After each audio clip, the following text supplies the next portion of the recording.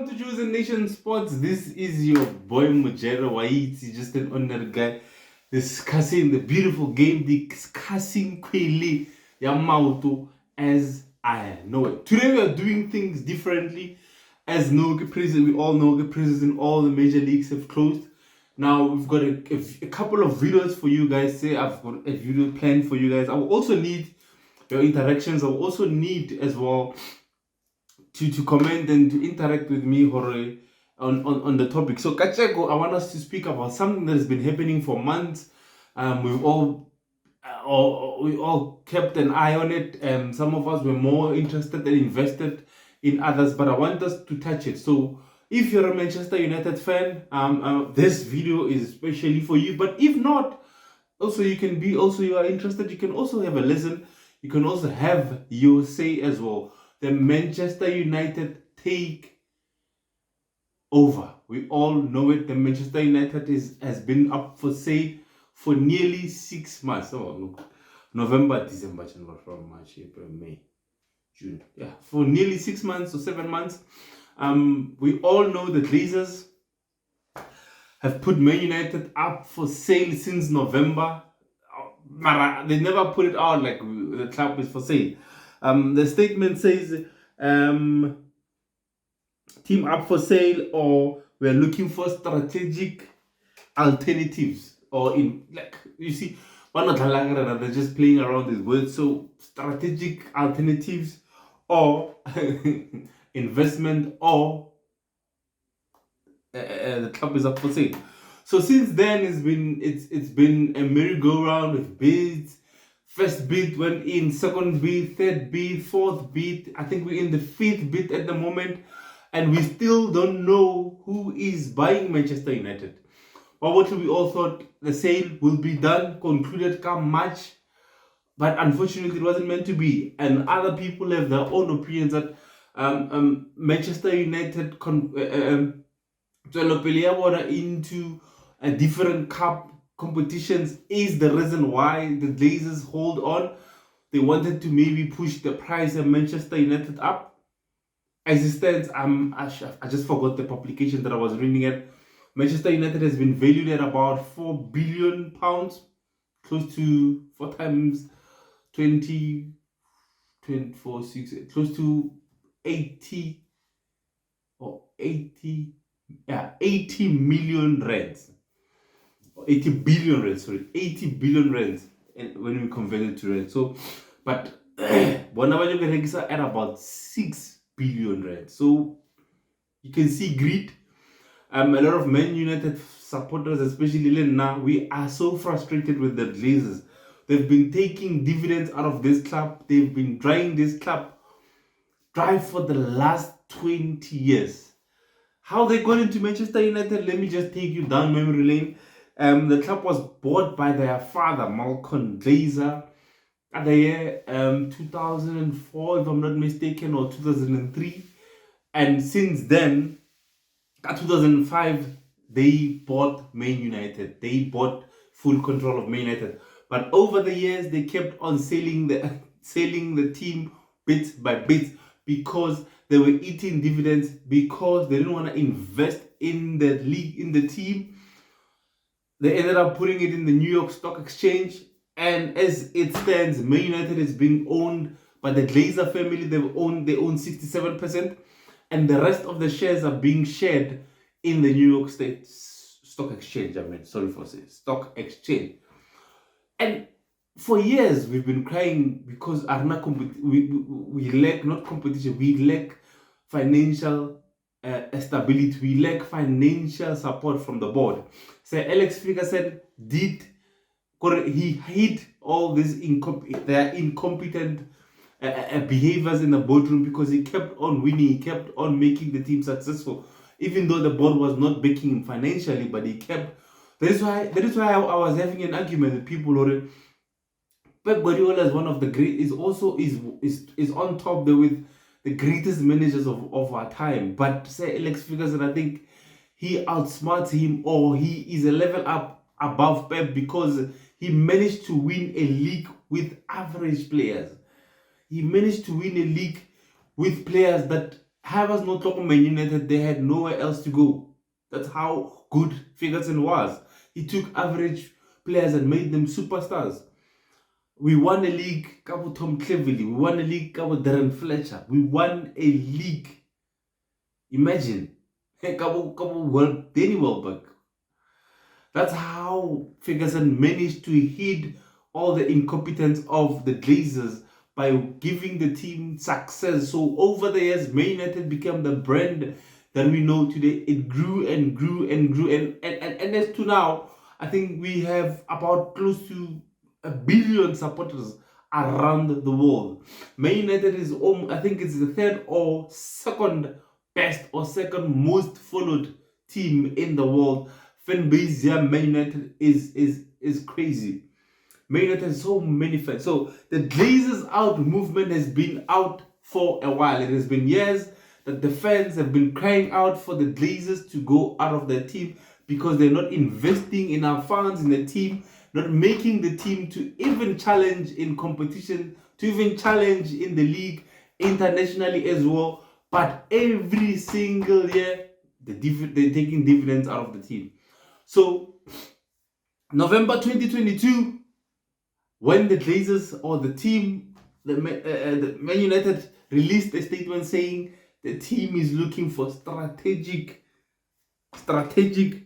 alternatives, everyone was so excited. We were so excited that finally we are getting rid of the Glazers. Finally, God has heard our prayers. The Glazers are getting out of our team. But it has been 6 months. It has been bit after bit, and not being. And even now, June, we're heading to the 3rd week of June. We still don't know who owns Man United. So the bidders, as publicly, the ones that have announced their bid public, the ones that have announced their intentions to buy Man United publicly and have been long, like me and you, fans of Man United. We know of the UK-based man, one of the most richest people in UK, Sir Jim Ratcliffe, the co-founder or the owner of Ineos, which is a company is supplying, I think it's gas to the UK. Yeah, I think it's gas. Yes, power options UK, which is gas. Biotics are mostly gas. And the second one is a Qatarian investor known as Sheikh Jassim bin Hamar. I want to get his name right. Sheikh Jassim bin Hamad Al Thani. Or Thani. It depends on which part of the world you are. You're gonna pronounce Athani or Athani. So we've got 2 bids that we know publicly, and we've got other bids. So a round of bids was had. There was the first one, the second one, the third one, the fourth one. We in the 5th one, and I think we are now left with these 2 people that have bid or have made their bid publicly, which is Jim Ratcliffe and Shaquille Afani. So, as we know, as we are now, we know that, let's start with, I wrote something now, let's start with Sir Jim's bid. So, Sir Jim's bid is about 3.5 billion, so it's about 3 times 20, it's about 60 billion that he wants to buy the team for. And then after or over 3 years, he wants to buy the Glazers. So 3.5 billion is going to buy 20% of the shares from the Glazers. Then after that, in 3 years time, he's going to buy all of them out with 5.5 billion euros. So 5.5 and 3. So he's not buying the full Manchester. He's not buying like a full sale at the moment. He's just buying 20% of the shares. And another thing is, Man United have got over 1 billion or 1 million debt that they have. 1 million debt that they have. So Sir Jim's bid does not include him clearing the debt. He's gonna take the debt and transfer it into his own company, Ineos, which in actual fact is like, for me, Kiago, a loan shark. Borrowing money from this loan shark and paying off this loan shark, or borrowing money from a loan shark and paying my Truworths account or paying my Mackham's account. It's the same thing, because I will still have to pay the loan shark. Market wallet the account, but I still have to pay the loan shark. And the loan shark, it's more interest than initially there. So that's what he wants. That's what he's saying. And in 3 years, he's gonna buy out all the Glazers or buy the whole team with about 5.5 billion. That's what we know. Now, Sheikh Jassim Al Thani, he wants to pay is it five? Yes, 6 billion for the team. So he's giving 5.5, he's buying the whole team. So he's buying 100% control of Man United, which means he's buying all the shares of Man United. He's buying the Glazers shares, he's buying the New York Stock Exchange shares, he's buying the Man United foundations. I think they've got shares as well in Man United. So he's buying 100%. He's taking full control of Man United with 5.5 billion, which is close to 10, not 10, I wrote it down, 100 billion rands in South African rands. Yeah, 100 billion rands that he wants to invest in this beautiful club that he loves so much, that me and you love as well. So he wants to buy and he wants to take full control for it. And he says, I've got 1 billion as well. That will clear the debt. So if I buy Man United, let's say they accept his bid today, Man United, debt free, Glazers free, New York Stock Exchange free, we would only have one owner, which is Sheikh Jassim Al Thani. So that's where we stand now. I think 2 days back, there was a new development. Like weeks before now, it seemed as if like the Glazers are gonna stay because Jim gave them a lifeline at Ratcliffe, 20. You give me 20%, and I get to keep you in the club. So it was good for them because they would keep getting dividends from the club. And we all thought it is on Jim's side. We all thought that the Glazers are gonna go with him because he gave them a lifeline. He gave them a lifeboat to stay in the club, keep milking the club. But recently, 2 days back, things shifted a bit because Al Thani, we learned, I think it was on Wednesday or Tuesday, if I'm not mistaken, his team put something out in the public in social media saying we are putting our last bid in, take it or leave it bid, and the due date is on Friday. That's what he said. If by Friday I don't hear anything from you, Man United, then forget it. I will not be played. I will not be made fools by you. But all of a sudden, the due date has passed. He's still in the running. And as it stands, rumor has it, he is the firm favorite to win it. Hence why you would always see Man United fans say Qatari in, because we want a full sale. Yesterday, I was doing a video about Man City's bought treble. And unfortunately, we also want to be in that space. We want to also be in that platform for us to be, now we can say we bought something. Because if you look at football these days is about machangor, it's about money. You need money to succeed, but you need to spend it wisely. But if we get the quarter in, imagine if Man United get quarter in. Imagine if Man United get a blank check. Every transfer window, we get a blank check. We are Manchester United. We've got one of the most biggest fan bases. Our history is in England. It's us and Liverpool. We've got the greatest and most biggest histories. We are the most successful team in England. Imagine the pool that we have with only these four. Now imagine if you add a blank check. That is why our competitors, that is why our rivals do not want us to get Qatar, because they can see the potential. Look at what Manchester City has done. Look at what PSG tried to do but couldn't do it. But look at Manchester City, what has done. What they've done.